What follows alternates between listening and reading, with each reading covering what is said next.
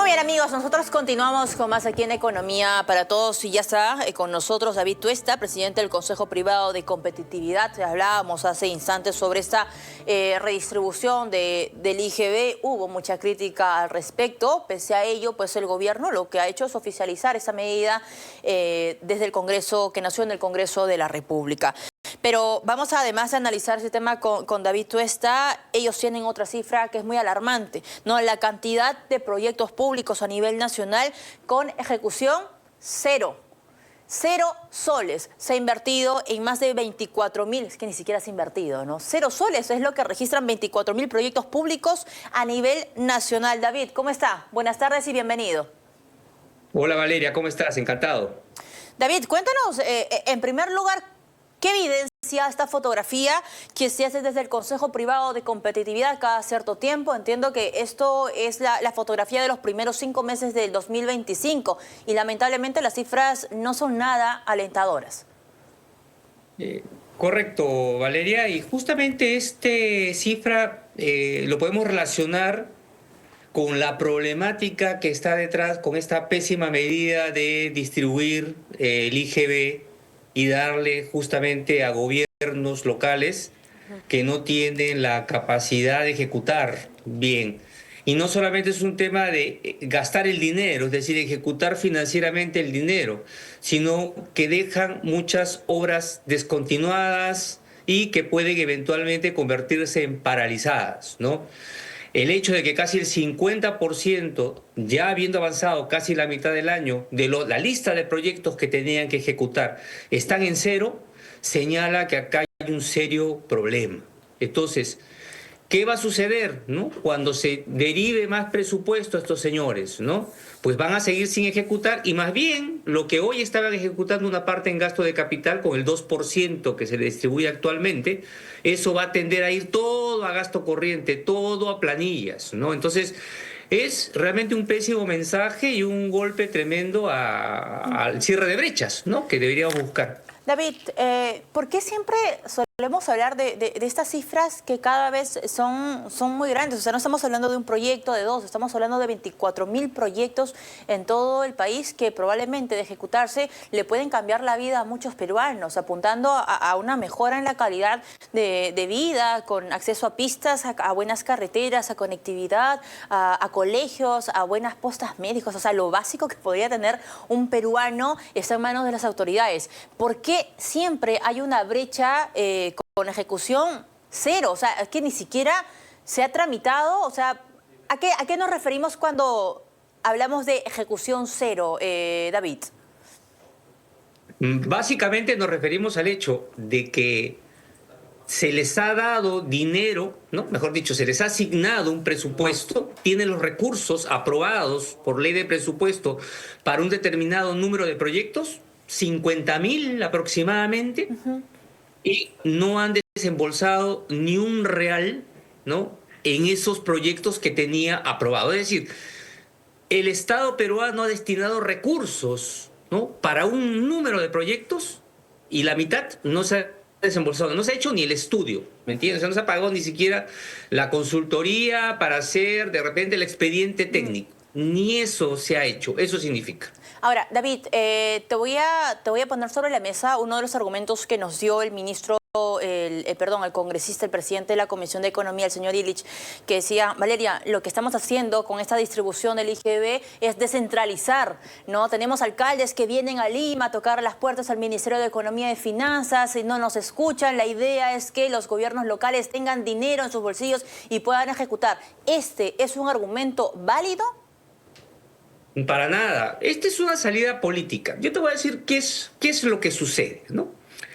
A ver, todos los años lo que pasa es que aproximadamente un cuarto, imagínate tú, estás cerrando, vamos a cerrar el año 2024, estás acabando el 2024 y de pronto tienes aproximadamente 20% de los proyectos que deberían continuar el siguiente, porque se ha avanzado de forma importante, y de pronto la autoridad decide no continuarlos.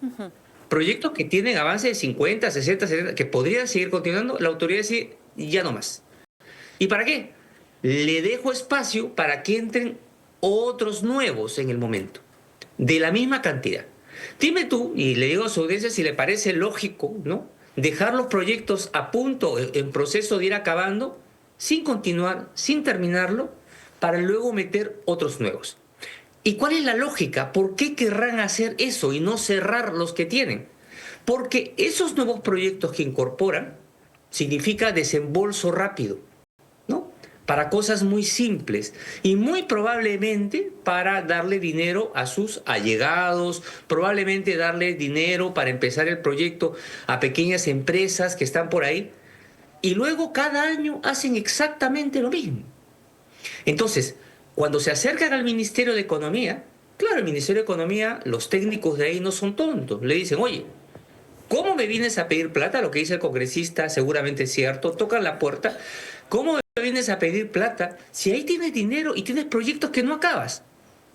No les importa. Quieren plata para iniciar otra vez nuevos proyectos, volver a soltar dinero y empezar el carrusel de los proyectos que nunca acaban. Simplemente pagando favores en el momento. Para eso quieren el dinero. O sea, efectivamente, el congresista dice la verdad, pero la verdad completa es dinero para que estos señores tengan para seguir desembolsando y por supuesto con fines políticos, ¿no? Porque esos son favores que tienen que pagar y seguramente apoyos para futuras campañas, apoyos para algunas autoridades locales que quieren ser congresistas más adelante o senadores más adelante.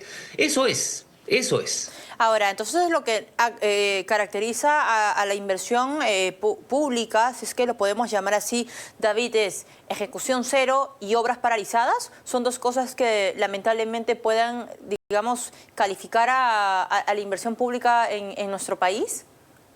Así es, y yo le añadiría un tercer elemento que ha quedado muy claro con esta norma. Un tercer elemento también se puede decir que eso es gasolina para mantener vivo la dinámica de la politiquería.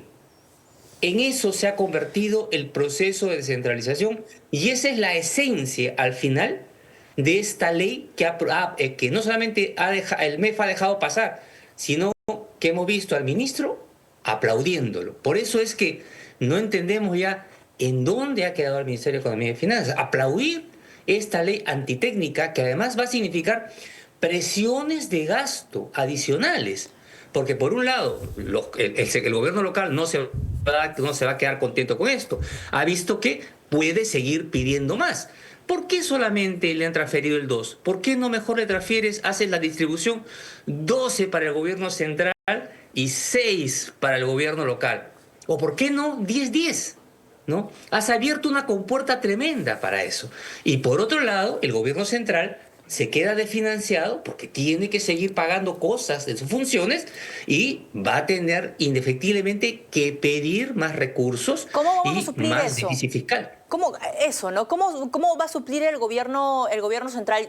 Yo sé que el ministro ha dicho, pero esto no es inmediato, es paulatino, hay que ver la calidad de gasto también, que es otro tema que hemos conversado varias veces, David, aquí en RPP, ¿no? La calidad de gasto, no solamente guiarnos por las cifras, sino que realmente sean obras útiles. Pero ¿cómo va a suplir el gobierno central? ¿Aumentar la base tributaria? ¿Recortar gastos? ¿Cuál es la fórmula? Sí, decir que eso está controlado es un comentario de una ingenuidad que conmueve, ¿no? Honestamente. O no sé, o de repente sí sabes lo que va a pasar y no lo quieren decir, ¿no? Al final, este gobierno y la decisión ministerial que se ha tomado es una lavada de manos, ¿no? Es decir, se lo voy a dejar al que viene.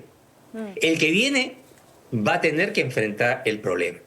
El otro día apareció un artículo del IPE, justamente, sí, de un colega del Consejo Privado de Competitividad, donde apuntaba muy bien un hecho, ¿no? Que lo que sucedió en Colombia, cuando de pronto tengamos que ajustar, el ajuste no va a ser como queremos. En Colombia, en el año 2017, tuvieron que subir el IGB de Colombia en 3 puntos, de golpe, porque ya no había forma de sostener el déficit fiscal. Entonces, en algún momento, cuando ya no aguantemos más, cuando ya no podamos endeudarnos más, cuando las clasificadoras de riesgo nos digan, señores, ya, Perú, vas a perder tu grado de inversión o lo perdiste, y estemos al filo del abismo, alguien va a tener que decir, señores, pues el IGB que hoy vale 18% va a ser 21%.